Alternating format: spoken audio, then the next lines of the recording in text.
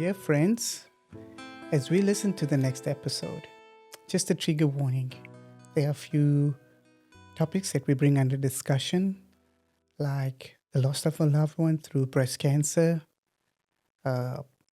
drug abuse, even the abuse of food leading to obesity, and then referring to using gym as a way of numbing the pain.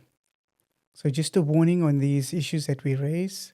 Please be aware and take the necessary precaution if you need to.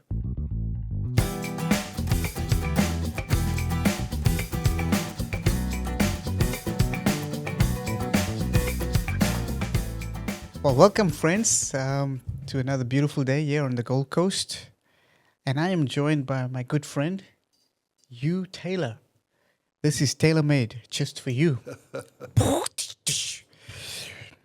So if I had to describe you, I would say it's someone that I look forward to meeting in the gym so that we can have a good laugh and a good conversation. But you, on the other hand, would be so serious. He says he's very dedicated. He's caring for others. And he has a sense of humor. Mr. Hugh Taylor, pleasure to meet you, and thank you for joining us. Pleasure to be here today. I actually really love the podcast, not just saying that because I'm on it, but I have listened to every episode numerous times, and I've really connected with the ones you've done previously, so I'm pretty honoured to be here and on it today. This is real people doing real life, going through real changes and learning some real lessons. So we're going to dive right into our conversation today. Mr. Taylor, so what is the most funniest, embarrassing moment? We're starting with this one, aren't we? Yeah, we're going to start with it, brother. Setting the scene. Get the mess out of the way. Scene for the day, are we? Okay. Well, growing up as a child, I grew up on a farm, a little bit secluded, didn't have many neighbours and stuff. And whenever we would go to the toilet, there would be a nice big stick next to the toilet, which we would fondly name it's the poo stick. So every time I would go to the toilet, there's no way that thing would flush without a little bit of encouragement. So that stick was there to mash it all up so that it was manageable enough for the plumbing to handle. And in my mind, this was an ordinary thing. Obviously, everybody has a poo stick at their house. So the first time I slept over at a friend's house, I went in to use their toilet and there was no poo stick there. So I came out into the living room in front of the whole family and I was like, where do you guys keep your poo stick? And obviously they were very unaware of the concept of a poo stick. What is a poo stick? And that is when I realized I was not an ordinary child. This is not normal. So you give me a bit of a background. Family, talk to us about a family. The youngest of three boys. I have my father and I have a stepmother because my birth mother died when I was younger. Talk about your birth mom. My birth mum, her name was Jean Louise Taylor. I think she was quite a loving and positive and caring mother. The three musketeers. That's it. We absolutely hated each other when we were younger. And we were very cruel to each other when we were younger, but now we're all the best of friends. So it's funny how things work out that way sometimes, especially with family. When I was about 8 or 9 years old, she was diagnosed with breast cancer. And the disease progressed quite rapidly. And she was very ill. Obviously, it took a big toll on her. Let's look at your career. Talk to me about your career progression. I had a friend at the gym who had a centre set up where he did personal training for kids with disabilities. And obviously I had the background of the teaching degree. So I said to him, hey, maybe I'll come along one day and see what it's like. And that's actually somewhere where I really felt like I connected with something that meant something for me. It's very easy to see the impact I was having with the disability industry. And then on top of me being able to see my contribution, it was really heartfelt and warming to be able to see them appreciated as well, to feel appreciated by the people you work with. So between 1 and 10, can you remember anything that was significant that was positive in your life then? Yeah, 1 to 10 was probably the most positive, to be honest. The family was still kind of full as a whole. It was definitely, when I look back on it, probably the most positive aspect of my life was definitely my first 1 to 10. Yes. What about 10 to 20? 10 to 20 definitely becomes a lot harder to focus in on any positives. Obviously, 10 is around 8, 9, 10. That's when the illness first started to affect my mother, and everything kind of fell apart from then onwards. So What about 20 to 30? Any positive milestones there? yes, lots of positive. So 20 to 30 is more of the mix, I would say. It's interesting. 1 to 10 is like all positive. 10 to 20 is like all negative. And then 20 to 30 is like a nice healthy mix of both positive and negative.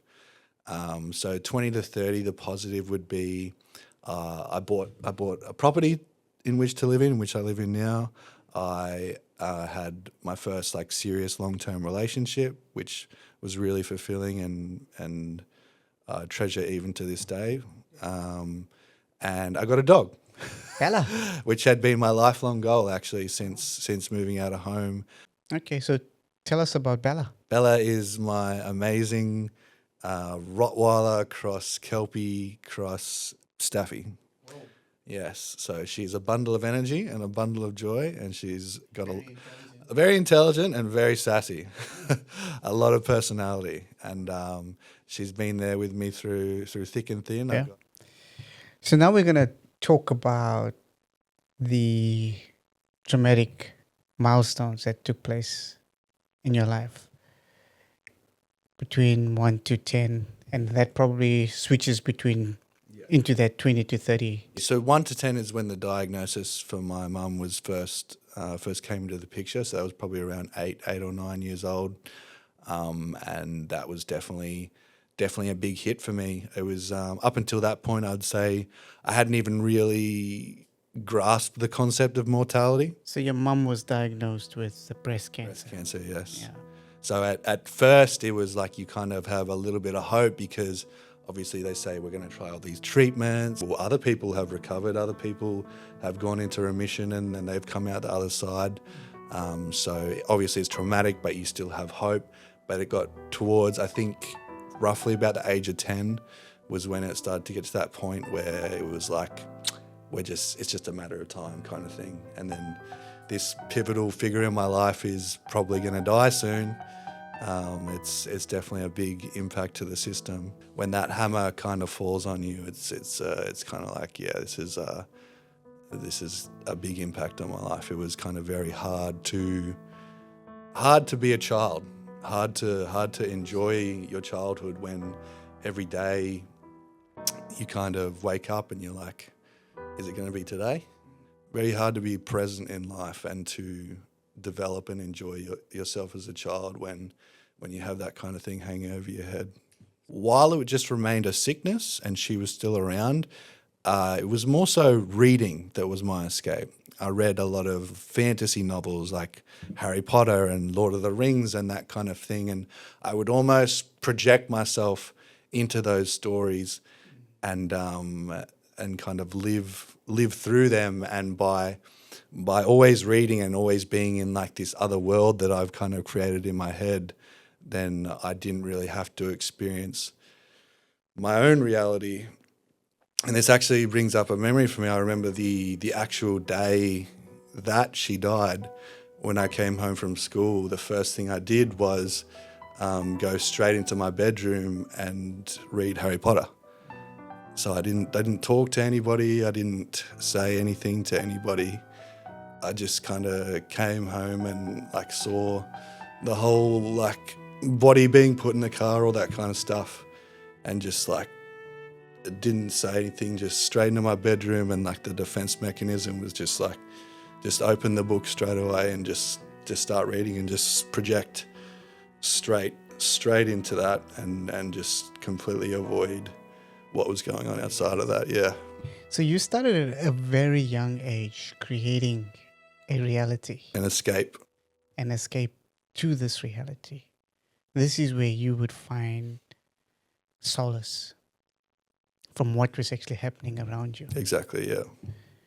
So you share that with me, and now once your mom has passed away, you then develop another habit. Another escape. So talk to us about that. So there was something that you noticed about your mom that also impacted you, the way your mom was feeling. When you see your parents cry, it's almost like kind of changes something inside of you because you see them as like this pivotal figure that has life sorted out and everything's perfect, and it kind of crushes that belief you have. You go, oh, well, when I'm an adult, nothing will affect me. My innocence was perhaps crushed at too young age, I think. So how did you deal with that trauma in your life? Food. So once she had passed, I was actually relatively fit, like happy, energetic child up until this point. But now that she had gone, obviously I have this trauma inside of me, and obviously when you're 12 years old, you don't really know how to deal with trauma.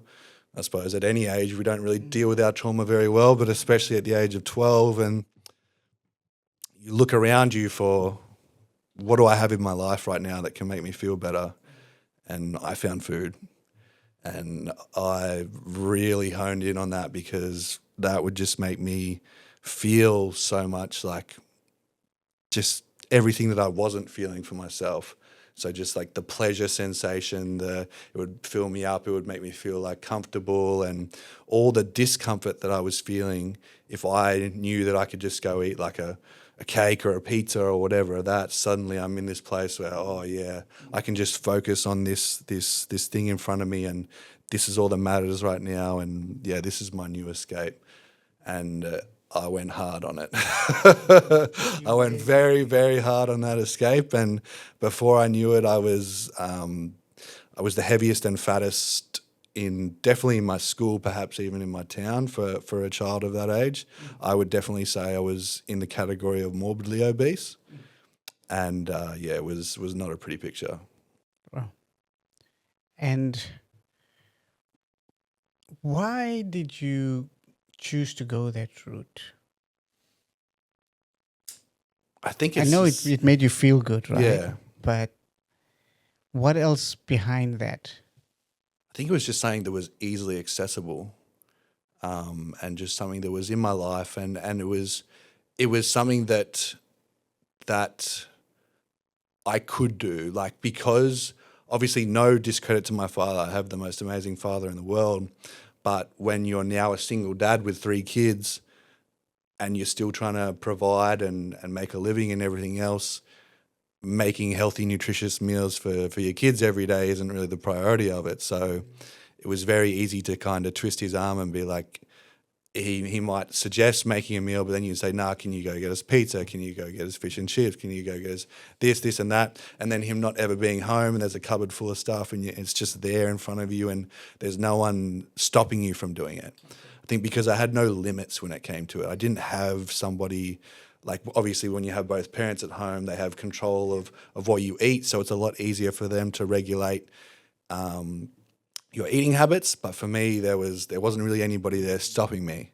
So I now had, like, I was a child who had access to, when you think about it, those kind of foods are like drugs. Yeah. It's like really fatty, really sugary Sugar. foods. They do give you a similar feeling to a drug. So when you're a child and now you have access to this cupboard full of drugs and there's no adult authority figure there to stop you, chances are you're going to go pretty hard. You're going to go hard on it. And then that, once you've started and got a taste for it and you know how it can make you feel, it's very hard to stop. And now talk to me about after that sort of period in your life. You went into now your second 10 to 20-year-old. There was another pivotal change. What sort of significant events did you So start experiencing? what I just described then was all in 10 to 20. So Yeah. in terms of like more trauma, like different forms of trauma, or yeah. So 16 years old. Yeah. So obviously 10 to 20 now. Now I'm in high school and I'm starting to, as you said, 16 years old, going through puberty and everything, you're starting to get this idea in your head of, I would really like the opposite sex to show some kind of interest in me. That would be something that I would find quite good. But then you look at yourself and you look at what you look like, and you think, wow, this really isn't going to happen for me, because obviously you look at movies, you look at things around you, you look at some of the things people have said to you, and you think most of it, when I was bullied in high school, most of it was obviously centered around my weight. So you build up this thing in your head of like, obviously my way of being accepted and loved by the opposite sex and my peers as a whole, I have to change this body. It's the body that's the issue. The body is the only thing that matters. If you have a good body, you have a good life. All that matters right now is that I get rid of this fat.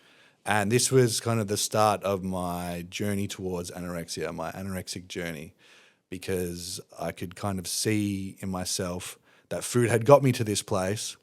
So how do I get out of this place? Remove the food. And I suppose at that age, you don't really have much of a concept of like nutrition and all that kind of stuff. All I knew was eating food got me here. So in my brain, I thought stopping eating food will get me out of here. Yeah.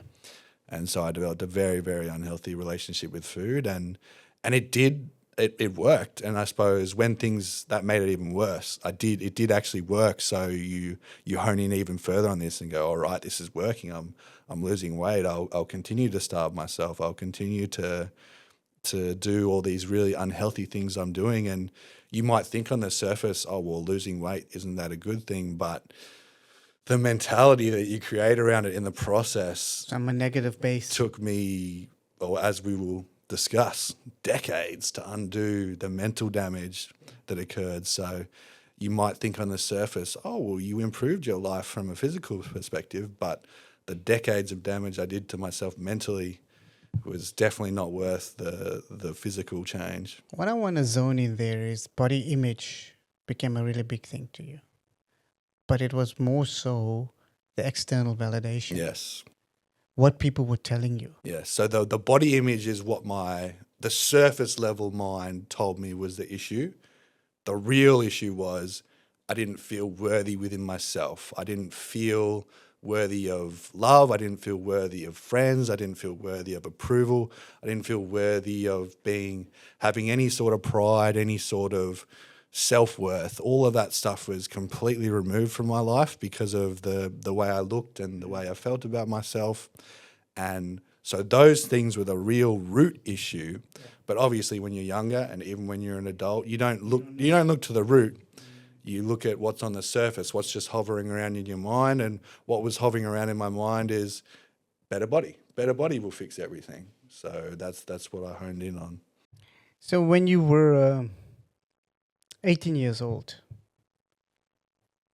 you got into drugs. Yeah, I would say heavy drug use compared to most. Like obviously not true addiction. I wasn't using every day or anything like that, but nearly every weekend I would be using some form of drug. And it was obviously the drug itself makes you feel a certain way, but more so what the drug use gives you access to. Suddenly you have this circle of people around you who you feel very close with. You bond over this drug, and when you're using the drug, you're telling each other that you love each other. And up until that point, I had never heard that before obviously because my mother died quite young, and you live in a household full of guys, and especially my dad is quite older, so he's from an older generation. From the age of like 10 years old till whenever I started using drugs around 18, I'd never heard those words before.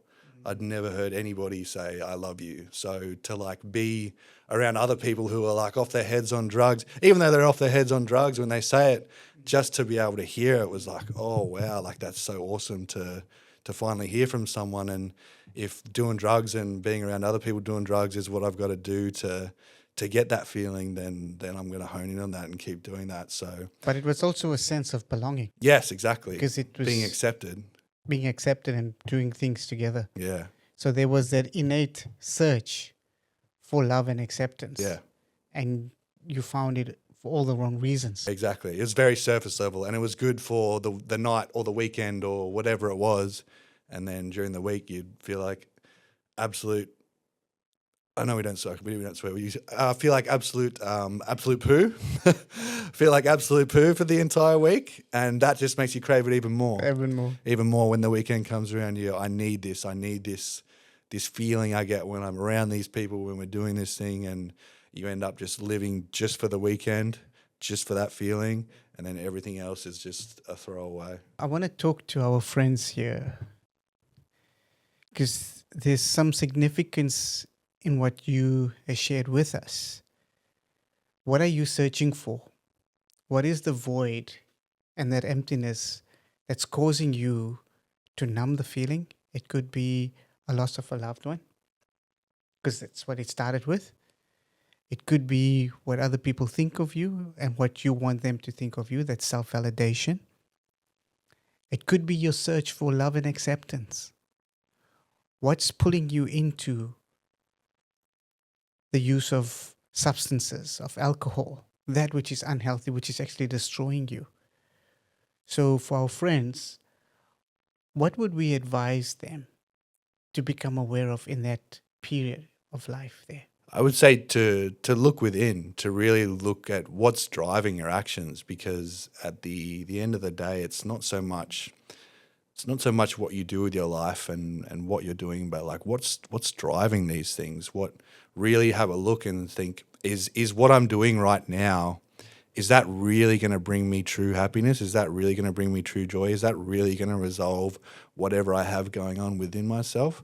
Or is this just like a cheap way? It's just an initial. Satisfying that. I'm going to the first thing that comes up in my head. So to take time to really examine what's happening in your head, not just live on the surface and go with whatever thought comes up, because sometimes you might have a bad day, or you might wake up and you're really tired and a little thought pops up that says, oh, let's smoke some weed, or oh, let's smoke some meth, or let's do whatever it is. And you might just jump straight on that thought because you're completely identified with whatever comes up in your head. But if you spend a bit of time to sit there and really contemplate it and really think, is this really going to get me to where I want to be? Is this really going to make me feel the way I feel? Or is this just something I'm feeling in the moment right now because I'm tired, or because I've got low self-esteem, or because I haven't connected with the people around me?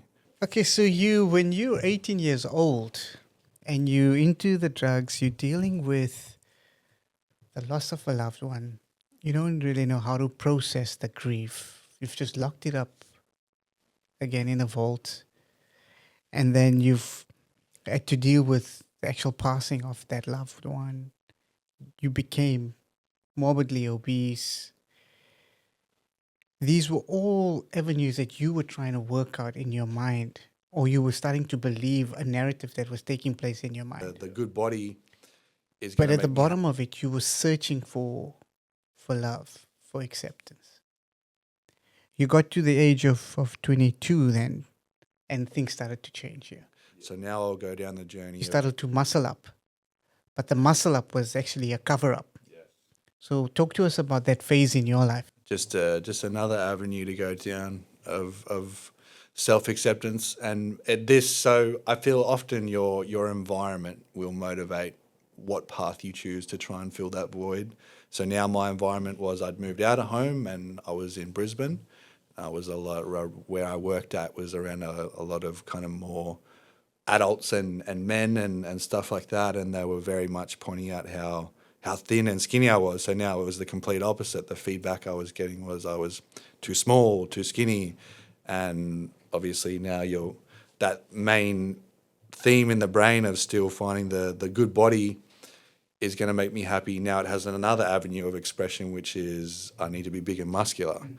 It's not that the idea is wrong, it's just that the way I've been going about it is wrong. So now I'll go down the journey of trying to get bigger. So before you start to get bigger, can you paint a picture for our friends, kind of the level of anorexia that you were facing? Definitely. So I'm just over 6 foot tall, and I got down to I think about 59 kilos at my lightest. So I think I don't know if many people weigh themselves very regularly or not, but 59 kilos for someone who's over 6 foot tall was, I think my shoulders were about the size of my wrists. It was just the same Same width the whole way up. Legs were very similar. But the worst part about it was still, in my mind, I was still fat at that point. And it was only through hearing from other adult figures. So obviously my parents at the time were telling me, you're too thin, you need to put on weight.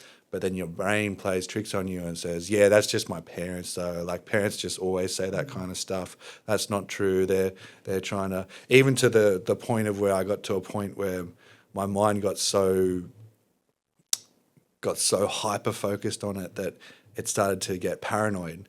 I started to almost get like paranoia of, like, I thought that they were injecting fat like into my food and all this kind of stuff, and I felt like I couldn't, if they prepared anything, I couldn't eat it because I was convinced that they were like trying to fatten me up. And just a part of like the whole, how out of whack your mentality can get when you get way too hyper focused on that kind of stuff. But yeah, anyway, I was in a really, really skinny, really unhealthy weight, but through being around some adults who were outside of my circle, I suppose in a way it helped because it allowed me to realize I do need to put on weight.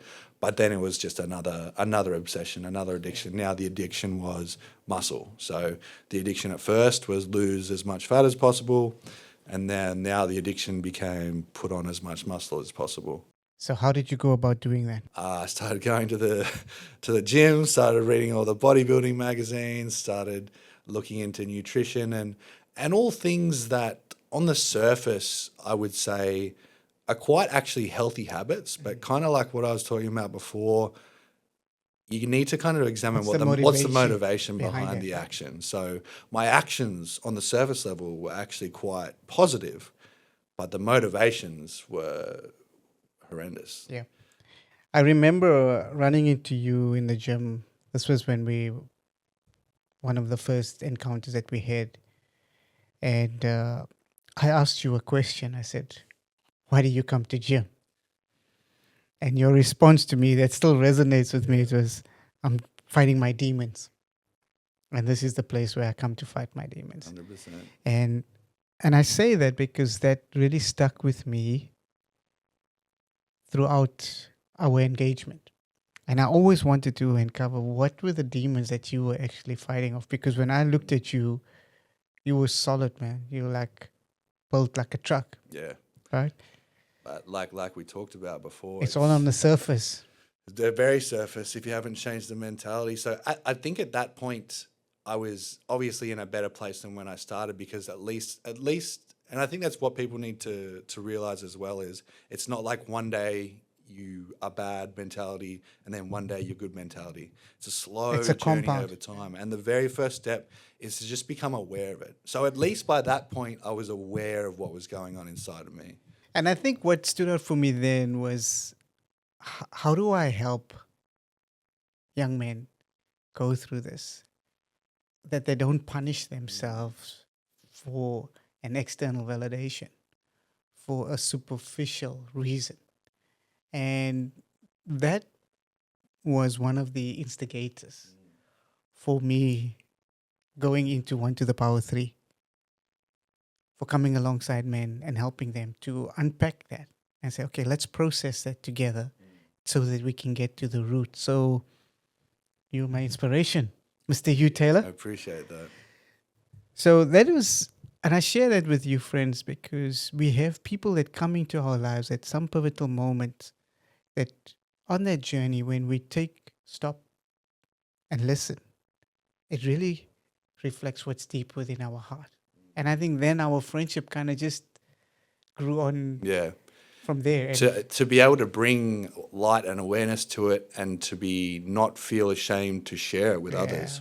Because when you can share it with the people around you, it makes it a lot lighter. Yeah, it doesn't hold you. It takes the weight of it away from you. Up until this point, it's just in you battling you in your head.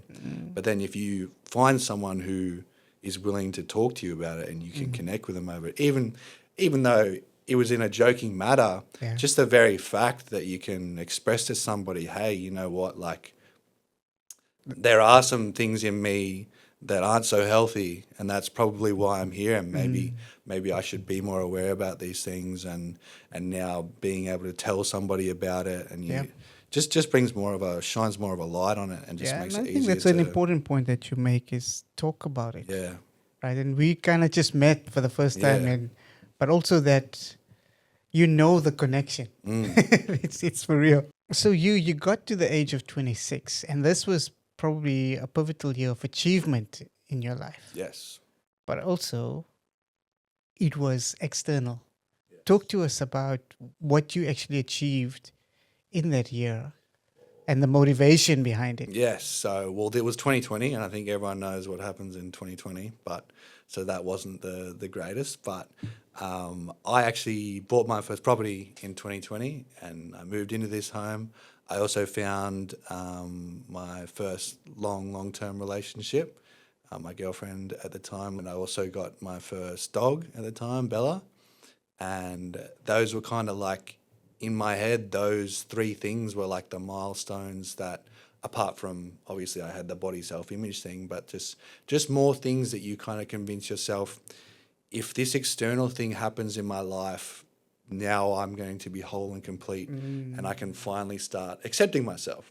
I can finally start feeling like I've done enough to be worthy of acceptance, to be worthy of love and everything else. So, and you get the property and you get the dog and you've got the happy relationship. And like, even though if I didn't 100% accept it in myself, I at least had the external validation of other people telling me that I look good. So everything that I'd always told myself is what would lead to my ultimate happiness was occurring. And yet there's You still still were left empty. this Void. big hole, this big void. And that's when I decided to myself, well, that's when I started down more of a spiritual path, because once you've explored all these avenues and you've done all these things and you've realized, wow, I still don't have this sense of fulfillment. I still don't have this sense of acceptance. I still don't have this sense of worth. Like, I've done all these external things that I convinced myself were important, but I'm still this person who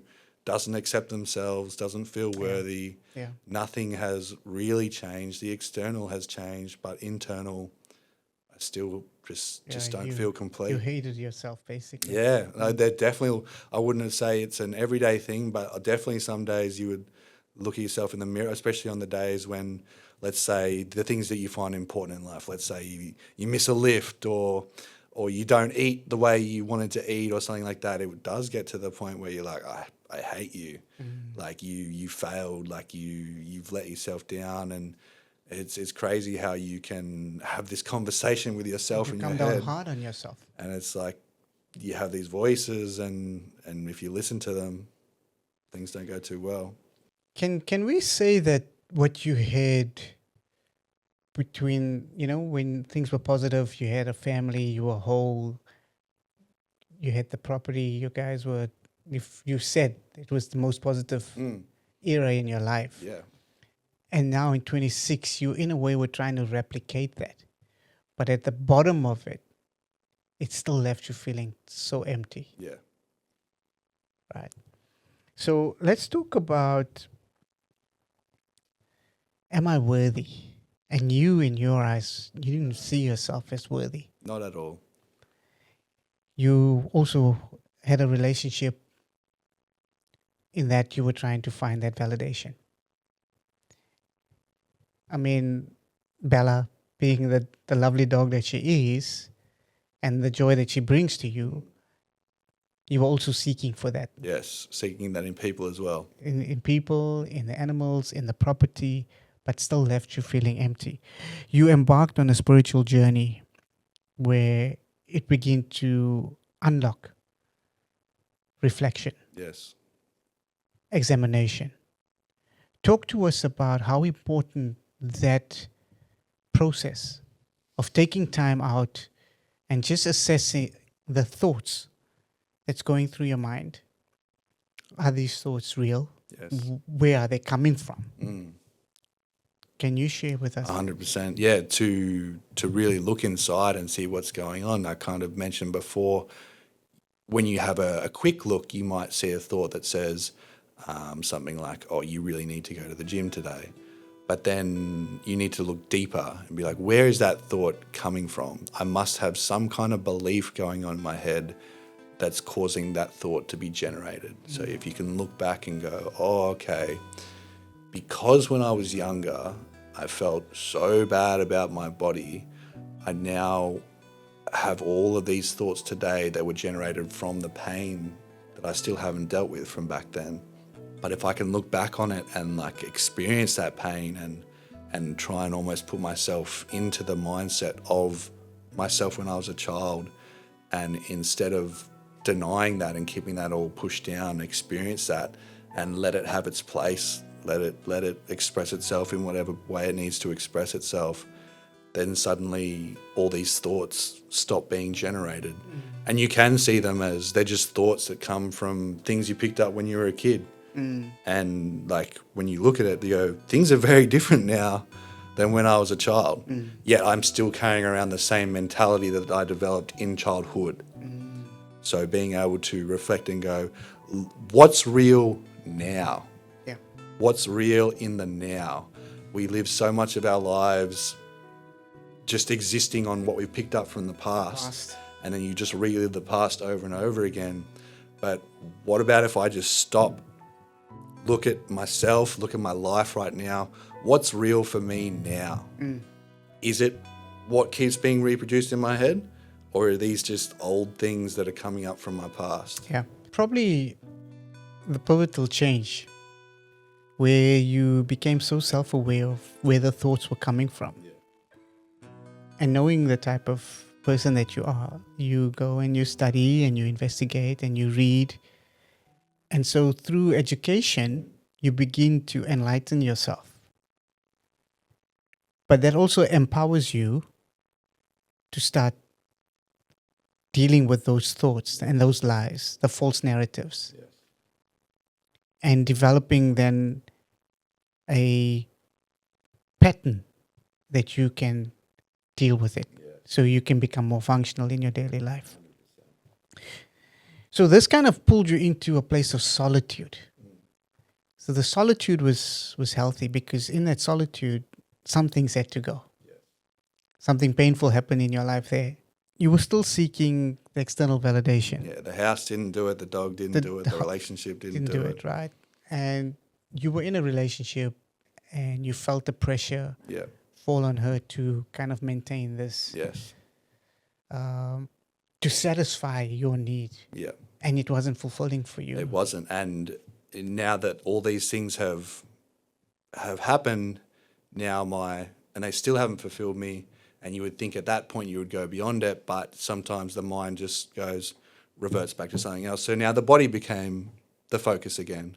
I'll go back to that, because I think that was the one thing that when I was younger did kind of make a bit of an impact. So the mind goes, all right, let's switch back to body focus.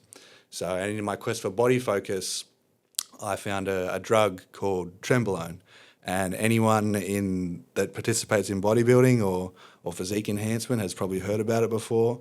It's a very popular drug to use in prep, because it makes you very cold and switched off, and you don't really think about much, and you can just focus on the goal ahead of you. You don't really care about diet. You don't really care about whatever's going on around you. You just have this singular focus, and it just helps you get the job done. This is a great tool for somebody who just is in a prep and needs this one thing to happen. But for somebody who's living a life and has dependence and probably goes too hard on it as well, because obviously I had the mentality of all I want to do is make my body better. So I think I used a lot more of it than I should have as well. So the more of a drug you use, the more side effects you also experience. So I got into this place of very cold detachment from pretty much everything around me. And because up until that point I had a lot of self-hate, you might think the description of cold detachment is a very negative thing, but to me it almost felt good in a way. It almost felt good that I didn't care about what people thought about me anymore, didn't care about what this person thought, didn't care about the feelings of other people. It almost tricks you into believing that, like, oh, this is a good feeling. It's nice to not care. It's nice to not have empathy. It's nice to not have this, because at least I'm not feeling pain anymore.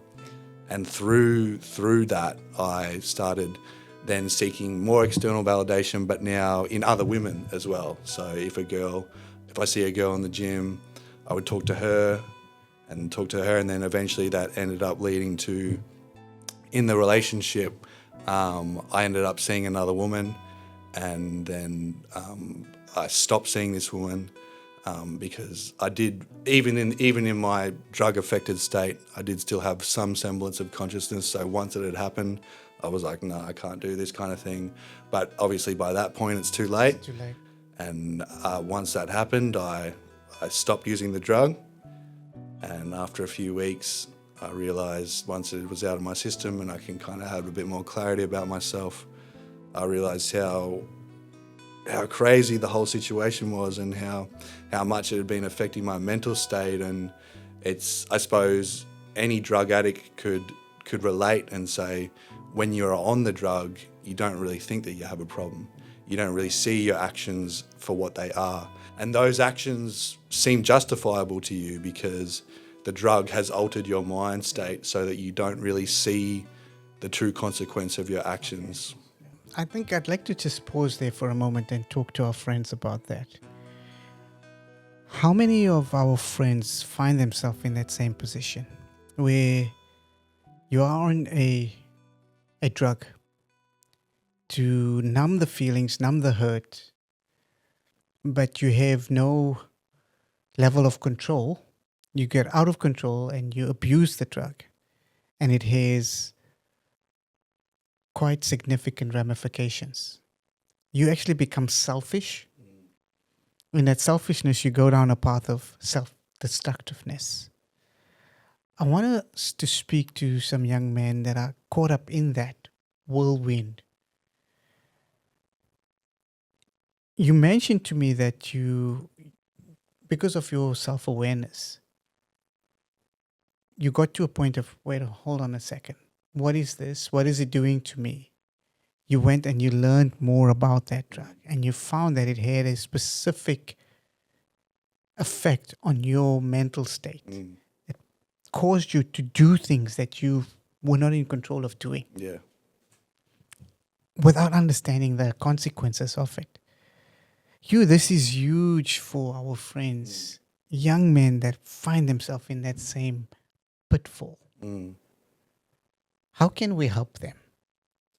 As detrimental and as traumatic as the whole experience was, I think when you go through things like that, it does kind of allow you to see how powerful the mind's influence can be.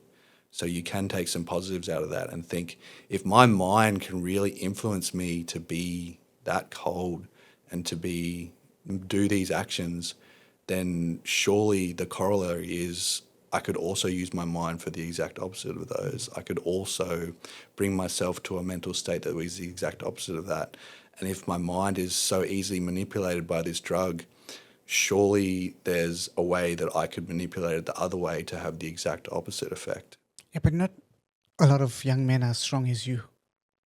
They don't have that mental fortitude. For them, they're stuck in that struggle, in that sinking sand. You know, the harder they fight, the quicker they sink. Reach out, talk to people. You got to reach out. You have to, because when you're stuck in your own head, that's the only voice you're ever listening to, and that voice is never going to be telling you to make the changes, because changes are hard, and drugs make you feel good, and drugs are easy, and they satisfy your needs easily. You don't have to do anything. You don't have to face people. You don't have to face your demons. You don't have to face your anxieties. You can just do this thing that makes you feel better. So if you don't have an external source telling you and instructing you and helping you to make a change, it's really hard to work against your own mentality and your own biology in a way. Like, your biology is now set up in a way to rely on this thing. If you don't have somebody externally helping you with that, you're just going to get stuck in the same loop. So I'd like to take it further. I'd like to take it to the point of not just reaching out, but having a point of accountability. Having someone that's going to keep you accountable and that you can be accountable to. For us as men, we don't have that. No. And our fathers, as good as they try to be, they cannot play that role in our lives. I know not every older male has matured in quite the same way, but to try and have at least one or two older males in your friendship circle as well that you can look to and aspire to, and because normally they're people who they'll have families. Yeah, but investigate. They'll have Look their at work. who's Yes. out there that you can really rely on. Yeah, You know, you look at men and you can say, you know what, I can trust him. yeah.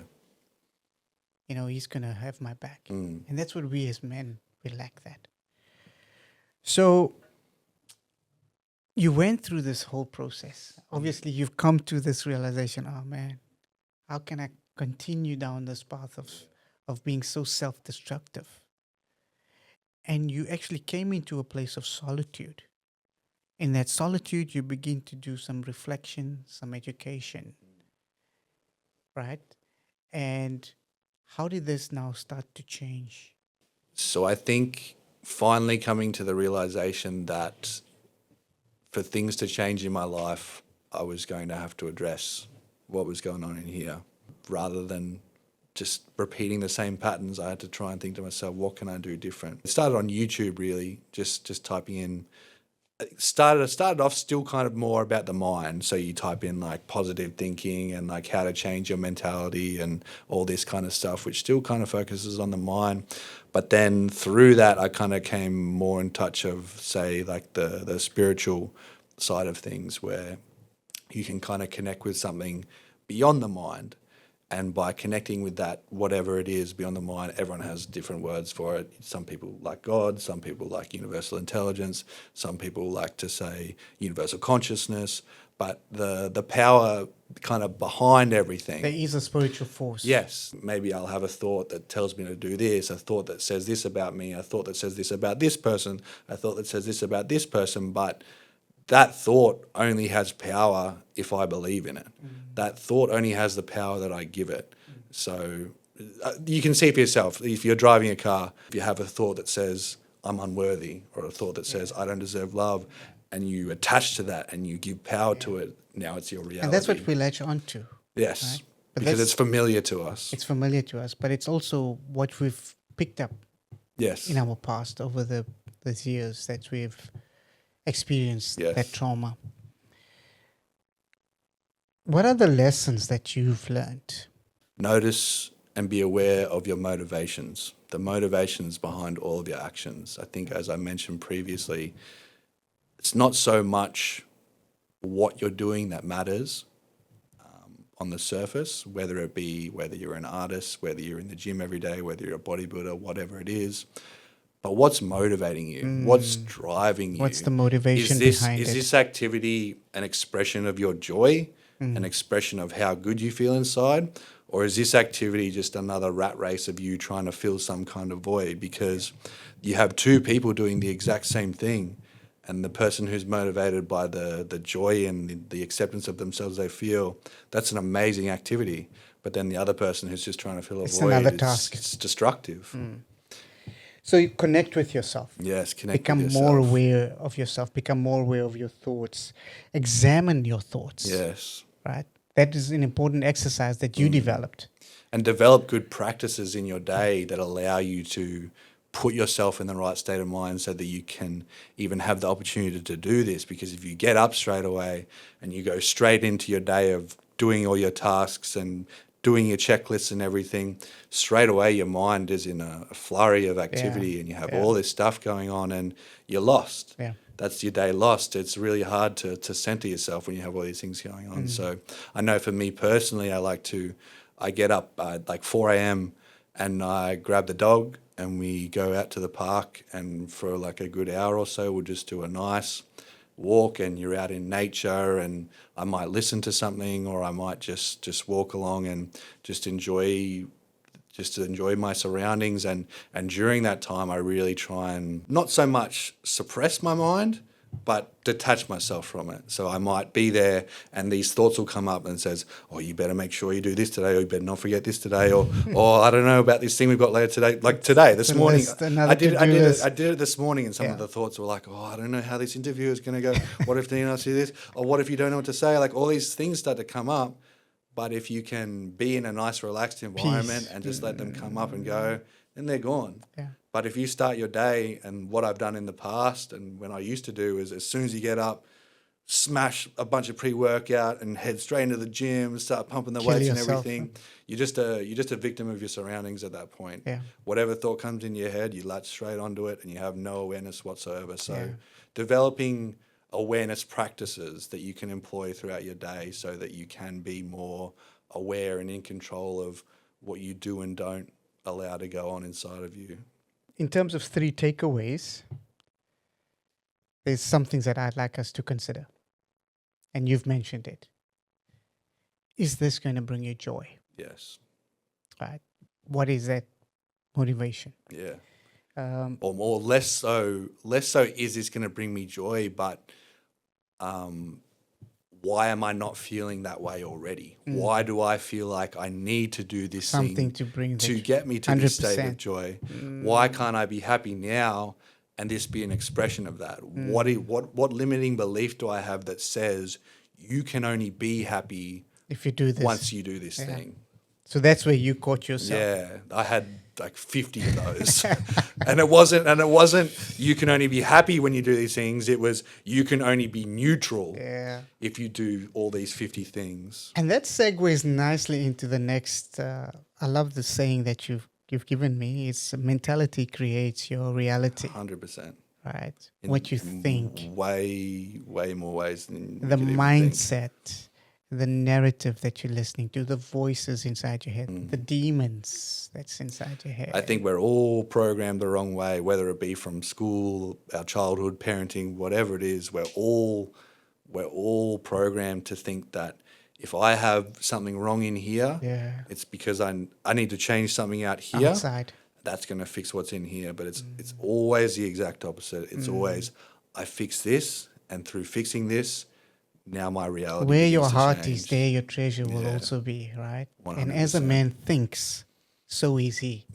So we learn all of this lessons. I think especially as a guy as well, like we're men of action. We achieve, we do things, we get things done. Problem solvers Yeah, and give me solution finders. give me the list, and I'm going to solve it. I'm going to fix do. it. Yeah. Females are often quite better at this Let's because think about it. they do tend to think about things more. Let's and they talk can about get- it. Yeah, and they actually talk to each other about these things. And the last takeaway I have there is self-awareness.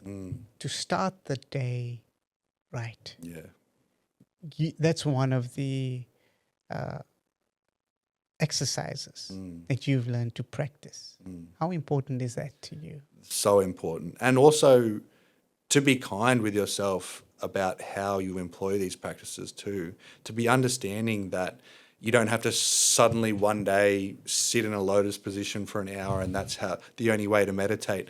I'm still aware that I have a lot of underlying, I hesitate to call them demons these days. They've downgraded from demons. They're just more underlying thoughts and assumptions. So the way that I can integrate that is, yes, I still have this kind of drive to want to be athletic and fit and healthy. So my way of doing that is while I'm employing my practices, I'm walking. So that through movement, I'm able to subdue those thought processes enough so that I can really get in tune with myself. I'd like to just peel back that layer a bit. Not so much that it's demons. When we get into that selfish state of mind, there's actions that we perform without understanding the ramifications of that. But the biggest things that come and sit with us is the guilt, the shame, the unforgiveness, the hurt, and the bitterness. And we leave that locked up within the vault of our heart. And that pollutes that reservoir. Everything, yeah. The well. If you're speaking about the well, where does this all come from? Why can't I be happy just with who I am? Why do I need to do something to find joy in it? So all of those things pollute that well of love, of joy, of peace. So we've got to be brave enough to face that. Yes. And you as men, we don't want to face the guilt. No. We don't want to face the shame, the unforgiveness. Because Right. all of those words you mentioned just then, they're kind of synonymous with, as a guy, weakness. It's If weakness. you feel those things, you're weak. You're You just can't handle life. You can't handle things well. You don't have the mental fortitude to deal with what you're facing. But at the end of the day, we didn't develop these things when we were men.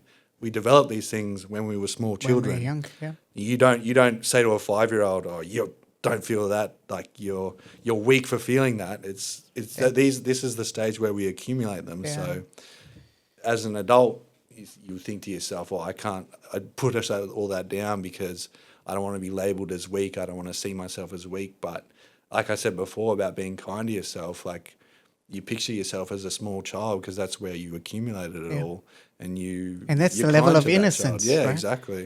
So what I want to share with the other men that are listening in, if you have all of these feelings of unforgiveness, of hurt, of guilt, and of shame, there is a solution to that. And let's connect and let's go on a journey of healing, of restoration, so that we can unlock the potential within us and live lives that are free and are full. And so with that, I'd like to wrap up with the question to our listeners and to our friends. Are you worthy? Are you worthy first in your eyes? And are you worthy to those around you? Share with us your comments, and we'd love to hear more from you. And do you have a poo stick at home? Mr. Hugh Taylor, such a pleasure, my brother. The pleasure was all mine, brother. Thank you so much. And listeners, thank you for your time, for joining us and listening in such an engaging and educational, Thank you. bringing that awareness to us. And look forward to seeing you next week. Take care. Coming up on next week's episode. There's a lot of alone time when you're isolated in your house, or when I was at the women's shelter, and I felt that I saw, Jesus holding my hand since the time I was 5. But it was just so comforting for me to know that I wasn't alone.